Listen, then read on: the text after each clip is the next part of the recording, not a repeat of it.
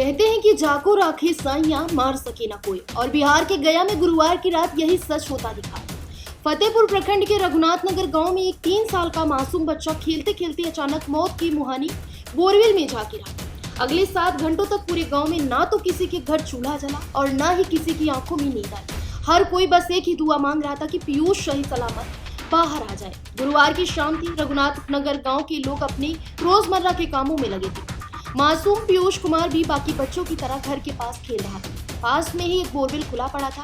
खेलते खेलते पीयूष का पैर फिसल गया और वह सीधे उस अंधेरे गड्ढे में जा फंसा। बोरवेल करीब 300 फीट गहरा बताया जा रहा था, लेकिन गनीमत ये रही कि पीयूष ऊपर से करीब 30 फीट ऊपर की गहराई पर जाकर फंस गया। जैसे ही बच्चे के गिरने की खबर फैली, कोहराम मच गया। फौरन प्रशासन को खबर दी गई और एनडीआरएफ की टीम मौके पर पहुंची। रात का अंधेरा और 30 फीट नीचे फंसा बच्चा, चुनौती बड़ी थी।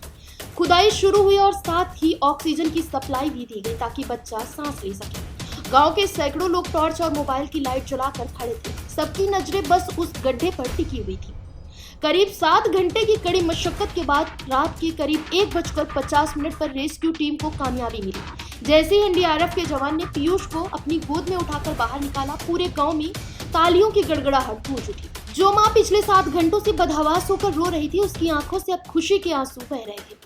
बच्चे को तुरंत एम्बुलेंस से अस्पताल ले जाया गया। डॉक्टरों का कहना कि पीयूष बिल्कुल ठीक है और उसकी हालत स्थिर है। यह वाकई किसी चमत्कार से कम नहीं था कि इतने गहरे गड्ढे में रहने के बावजूद बच्चे को कोई गंभीर चोट नहीं आई।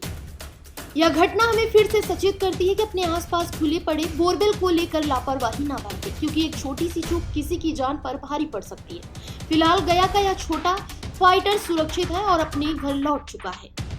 फिलहाल इस खबर में बस इतना ही।